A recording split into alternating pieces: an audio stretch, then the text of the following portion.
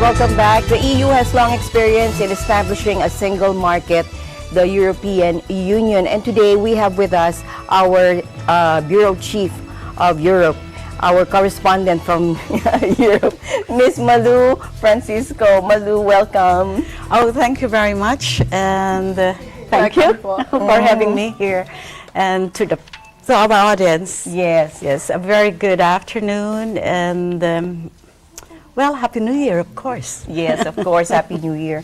Okay, MALOU, tell us, you know, the European Union has a long experience in establishing an integration and a single market, single, what do you call this, visa rules and everything like that. Well, the ASEAN, we're just going towards that point. What can you say about this?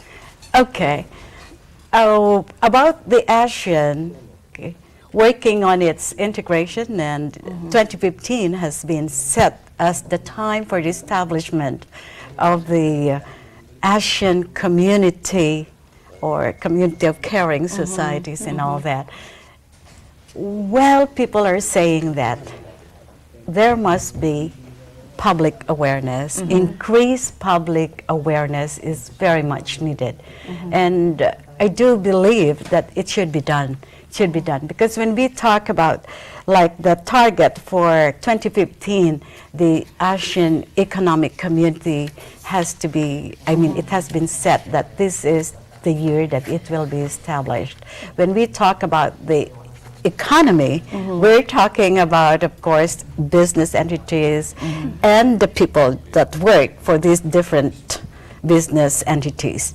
The more they know about the ASEAN integration, the goals, and so on and so forth, okay, the better.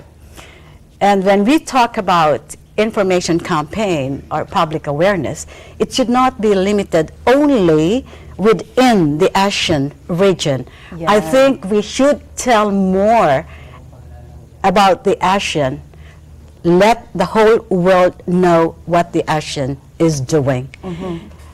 And I think we need a lot of that, looking at the literature that is available online about the ASEAN development, the EU and the ASEAN relationship, okay, we need to inform the public, not just the people who speak English and all that, okay. The media plays a very important role. We have to translate the information into that level that it will be understood by the public, including the people who live outside the urban areas. Because when we talk about ASEAN development, we are also talking about rural development. So it's very important that they should be included. And in fact, one of the purposes of ASEAN is to come up with something, to come up with a plan that is geared toward development, which is inclusive.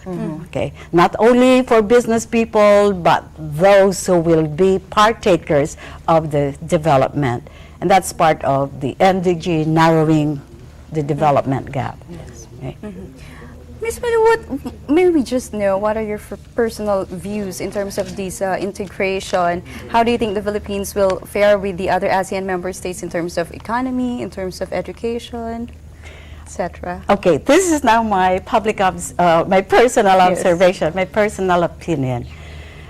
When we look at ASEAN, which is composed of 10 countries, okay, when we look at the most developed, perhaps, okay, this is again my personal opinion, although I have not been to this country, but Singapore, with a discipline that is observed there, okay, I think the other countries, including the Philippines, will have to think about really discipline, like following the rules, following the laws.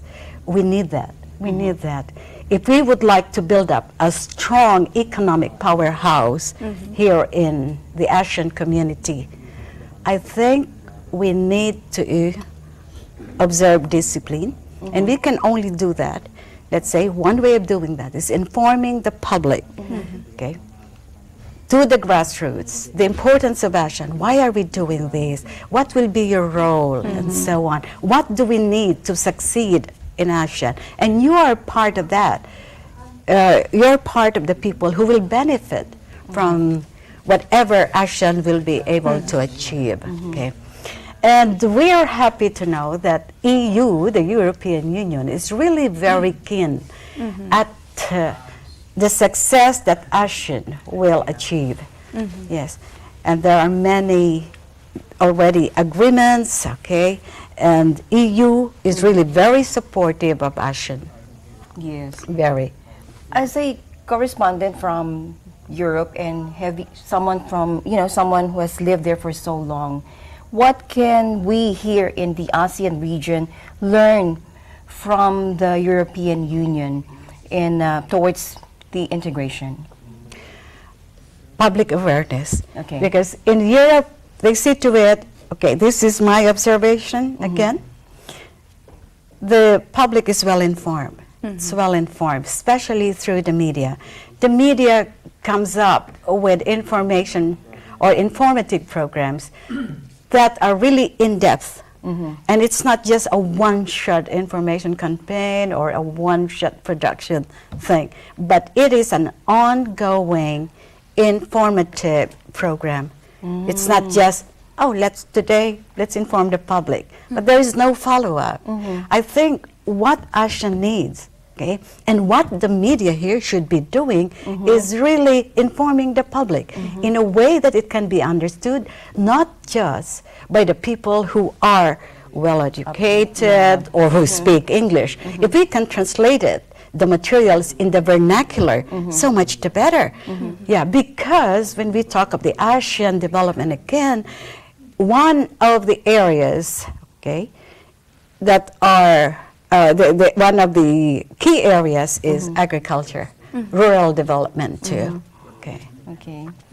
Well, we've been talking about public awareness. May we just know if the Filipinos or the Filipino community in the Netherlands, where you're staying, if I'm not mistaken, are well aware of this ASEAN integration. How do they feel about it? Or how do you feel about it personally? I think we need to do more. I think we need to do more. Inform, especially the Filipinos outside the Philippines. Okay, and as we know, the overseas Filipino workers, they are Going to be affected. Yeah. yes, and also they contribute a lot Yes. to the economy here. So I think we need to inform the overseas Filipino workers and the other members of the Filipino community what ASEAN is doing, since they are part of the ASEAN population. Some of them still have the Philippine passports. They're coming back. It's a good thing to inform them that, hey, when you come back here, you can invest here, okay, and be part of the ASEAN economic development. Okay, so the media, online, TV, because you put this on also on YouTube, it's a good thing to inform them. Tagalog, Ilocano, Visayan. Okay. And many of the overseas Filipino workers, as we know, come from outside Manila or from the Tagalog region. Many of them come from Mindanao, from the Visayas, and so on. Yeah.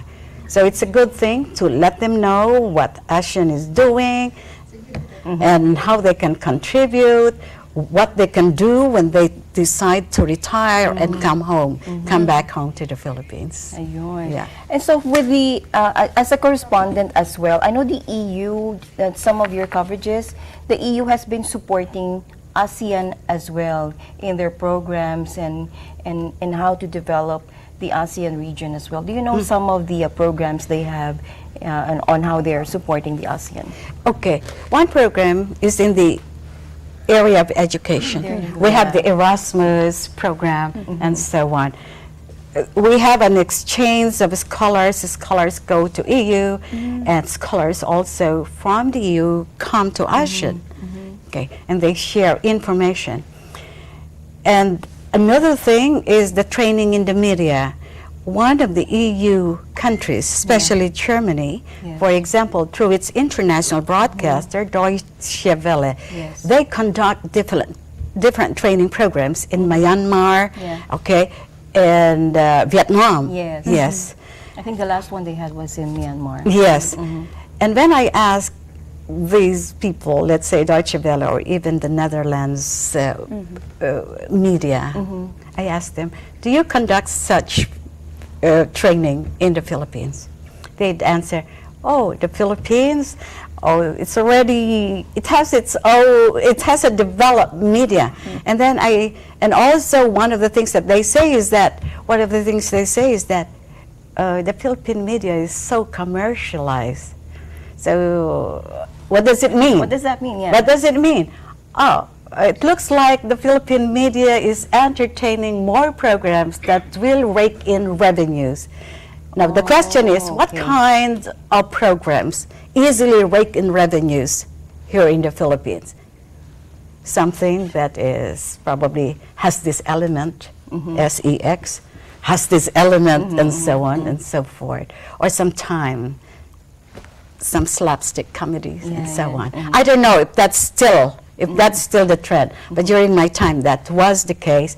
But then we had the Broadcast Media Council. I don't know if you still have that here in the Philippines, that acts as the police agency that is looking or checking, evaluating the programming. Okay.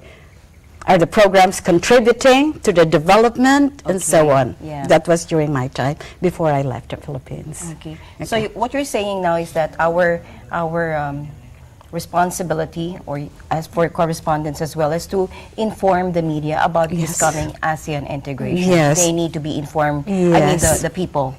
Yes, come up with different programs and not just targeting people who speak English and so on, but sit with the people outside that group. Okay, so try to be inclusive. Okay, thank you very much. Don't go away, and we'll be back.